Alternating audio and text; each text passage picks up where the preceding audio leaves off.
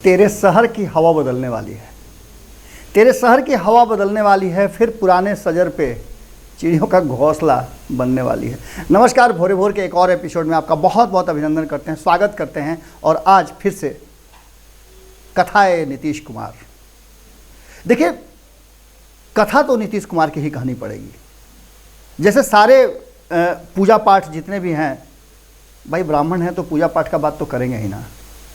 तो जैसे अलग अलग चीज़ों के पूजा पाठ होते हैं, लेकिन हर महीने की पूर्णिमा को जो लोग जानते हैं वो इस बात को अच्छी तरह से जानते हैं कि सत्यनारायण भगवान की कथा होती है और हर शुक्रवार को मस्जिद में जा कर के नमाज अदा की जाती है। ये फिक्स है, ये कभी बदलता नहीं है और ये हर महीने और हर सप्ताह का कार्यक्रम है। इस कार्यक्रम में लोग जुटते भी हैं और कई तरह की बातें भी होती हैं।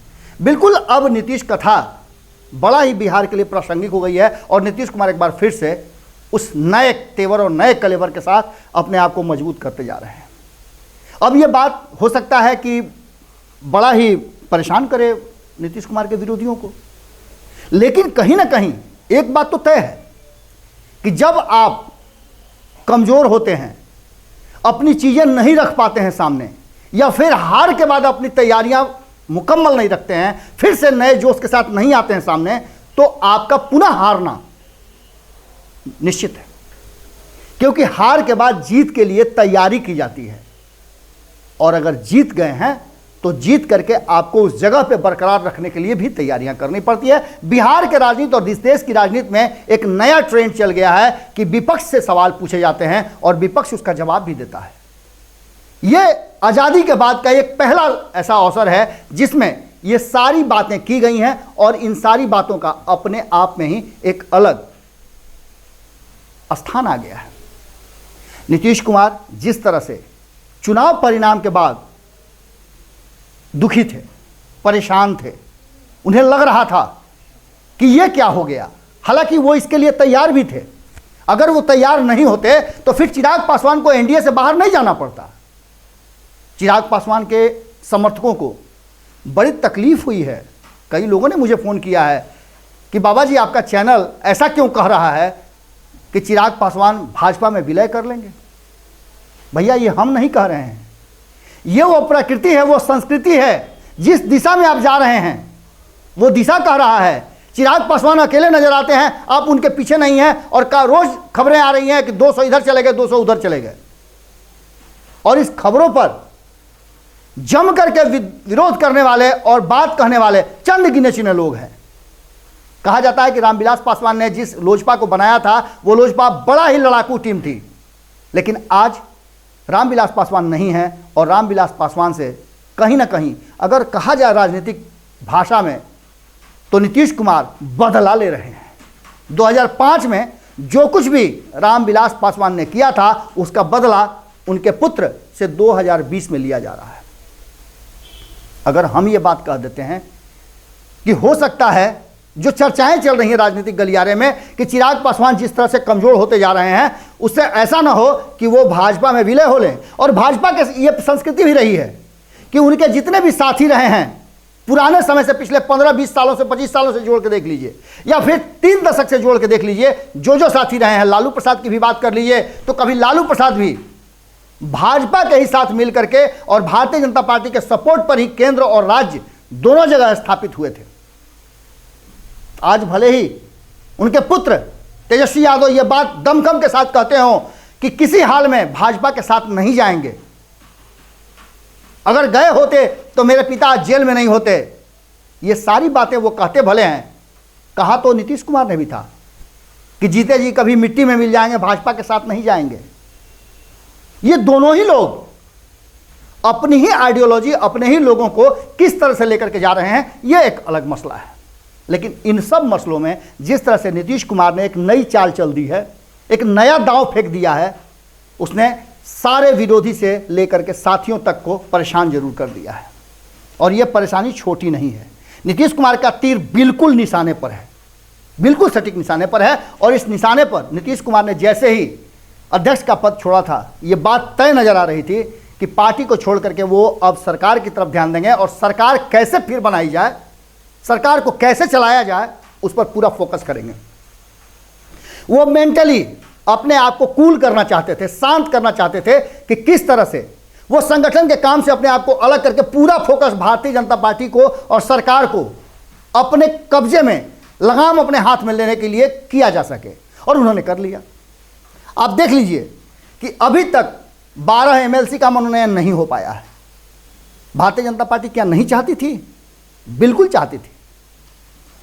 क्या भारतीय जनता पार्टी ये नहीं चाहती थी कि वो अधिक सीटें मंत्रिमंडल में ले? लेकिन नहीं हुआ। नीतीश कुमार ने ऐसा होने नहीं दिया। क्या आयोगों के अध्यक्ष और सदस्यों का घोषणा नहीं होना चाहिए नामों का? नहीं हुआ। नीतीश कुमार ने नहीं होने दिया। नीतीश कुमार पूरी तरह से अपने हाथ में लगाम ले चुके हैं और भारतीय जनता पार्टी उस दुकानदार की तरह हो गई है जो एक्सपायर्ड दवा दे करके ग्राहक को और अब अपना हाथ काट चुका है, क्योंकि दवा भी वापस करनी होगी, उस पर केस भी होगा और वो कहीं का नहीं रहेगा। हो सकता है लाइसेंस भी उसके छीन लिया जाए। बिल्कुल उसी तरह से नीतीश कुमार को पहले ही दांव में, हालांकि नीतीश कुमार की इसमें रणनीति थी और उसमें पूरी तरह से फंस गई भारतीय जनता पार्टी। भारतीय जनता पार्टी तब भी फंस गई जब उसने मुकेश सहनी को एक्सेप्ट किया और चिराग पासवान को बाहर का रास्ता दिखाने के लिए स्वीकृति दे दी, तब भी फंस गई थी। तब भी भारतीय जनता पार्टी के पास वो नीति नहीं थी, वो रणनीति नहीं थी कि नीतीश कुमार को इस मुद्दे पर समझा ले। जबकि 2019 में नीतीश कुमार ने समझा दिया था, भारतीय जनता पार्टी को इस बात के लिए राजी कर लिया था कि 6+1 लोजपा को चाहिए, और यह भी समझा दिया था कि मुंगेर सीट छोड़ दिया जाए। जो लोजपा के सबसे कद्दावर नेता थे सूरजभान सिंह, उनकी पत्नी को मजबूर कर दिया कि वो नहीं आए। उसके पीछे भी बहुत सारे कारण थे, उसका इतिहास में हम नहीं जाएंगे, क्योंकि बिहार के बहुत सारी योजनाओं को लेकर के वीणा देवी, जो सूरजभान सिंह की पत्नी और सांसद थी मुंगेर की, वो दुखी चल रही थी, गुस्सा उनको हो रहा था, उनको उनके सीट से हटाना पड़ा, और ये सब कुछ रचना रचा गया और भारतीय जनता पार्टी मजबूर हुई। अब एक बार फिर से नीतीश कुमार अपना पूरा मजबूत खूंटा गाड़ चुके हैं और इस मजबूत उनके निशाने पर कहीं ना कहीं भारतीय जनता पार्टी है, लोजपा है, तेजस्वी यादव हैं और उनके और भी करीबी हैं, जिनको लगातार वो या तो अपना राजनीतिक विरोधी मानते हैं या फिर साथी भी मानते हैं, तो उन पर पूरा भरोसा नहीं है। जीतन राम मांझी की चुप्पी, उपेंद्र कुशवाहा का अलग अलग राज्यों में अपना संगठन मजबूत करना और ये कहना कि उपेंद्र कुशवाहा आ रहे हैं, उस पर मंद मंद नीतीश कुमार की मुस्कान इस बात को कह रही है कि कहीं ना कहीं उन्होंने कई लोगों के रास्ते बंद किए हैं तो कई नए द्वार खोल दिए हैं, और इस खुले और बंद दरवाजे के बीच में नो एंट्री का बोर्ड रखा ही रखा रह जाएगा, तब तक सेंधमारी बगल से हो जाएगी और ये सेंधमारी जारी है। आपने सुना होगा कि अब तो लोजपा में सेंधमारी भाजपा से भी उन्होंने करा दिया। अब इसका अंदाजा आप लगा सकते हैं कि ये मजबूर क्यों हुई भाजपा। भाजपा के कई ऐसे सीट थे 2020 के चुनाव में जिसको मजबूर किया नीतीश कुमार ने कि उन सीटों पे लोजपा के विरुद्ध भाजपा को अपने उम्मीदवार खड़े करने होंगे। राजू तिवारी भी उसी ट्रैप में फंस गए। अब आप देख रहे होंगे कि सदन में जिस तरह से भारतीय जनता पार्टी और जदयू के लोगों के बीच में तल्खियां हो रही हैं, आगे आने वाले समय में नीतीश कुमार किस तैयारी में लगे हुए हैं, इससे कोई अछूता नहीं है। आपके दिमाग में भी लग रहा होगा कि नीतीश कुमार कमज़ोर हुए हैं तो फिर से अपनी शक्ति संचय के लिए वो कौन सा रास्ता अपनाएंगे और क्या भारतीय जनता पार्टी उन्हें इस रास्ते को अपनाने देगी। भारतीय जनता पार्टी निश्चित रूप से बैकफुट पे है। हो सकता है कि तेजस्वी यादव की तरफ जिस तरह से वो सदन में सॉफ्ट कॉर्नर रख रहे हैं नीतीश कुमार, आने वाला समय बदल जाए और बिहार में एक बदले हुए परिदृश्य में आपको एक अलग तरह का समीकरण नजर आए। उस समीकरण में उपेंद्र कुशवाहा तो हैं ही, जीतन राम मांझी थे ही। कांग्रेस ऑलरेडी जहां जाएगी आरजेडी वहां जाने के लिए तैयार है या फिर नीतीश कुमार को अलग से सपोर्ट करने के लिए तैयार है। ऐसी स्थिति में सेंधमारी की भी बात की जा रही है, जहां एक तरफ दावा किया जा रहा है आरजेडी की तरफ से कि 17-18 विधायक जदयू के उसके पाले में है, वहीं जदयू का दावा है कि कम से कम 20 से ज़्यादा तो विधायक हमारे कब्जे में हैं। जब चाहे जब सीटी बजाने की ज़रूरत है दौड़े भागे मेरे पास चले आएंगे। अब ऐसी स्थिति में ये समय नीतीश कुमार ने ऐसा पैदा कर दिया है जिसमें भारतीय जनता पार्टी तो है ही, भारतीय जनता पार्टी जहां एक तरफ असम और बंगाल बचाने और अपनाने के स्थिति में है, उस यंग में, उस द्वंद्व में जूझ रही है, वहीं कहीं ना कहीं नीतीश कुमार ने एक रास्ता तय कर दिया है कि अब तेजस्वी यादव को भी एक नए सिरे से सोचना होगा और ये निश्चित रूप से बिहार और बिहार की राजनीति को एक नई दिशा देगी। आज के भोरे भोर में यही विराम देते हैं। आपका साथ और आशीर्वाद, सहयोग बना रहे, इसके लिए हम आपसे लगातार आग्रह कर रहे हैं। इसके साथ ही भारत लाइव को आपके सहयोग की ज़रूरत है। हम चाहेंगे कि आप UPI नंबर पर, हमारा आग्रह भी है, हमारा निवेदन भी है कि आपके द्वारा किया गया एक छोटा से छोटा सहयोग भी हमें बहुत ज़्यादा हिम्मत देता है। नमस्कार। अगर ये वीडियो पसंद आई और वह बिहार के राजनीति और बिहारियत से सरोकार रखेनी तो सब्सक्राइब बटन दबा के चैनल के सब्सक्राइब कर ली। ओजे एगो घंटी बा, ओकरा बटन दबा देला से कुल सटीक और मारक खबर रुआ मुफ्त में मिल जाई। अगर रुआ पत्रकारिता के हमनी के नया प्रयोग में सहयोग कर चाहतानी तो ज्वाइन बटन दबा दी।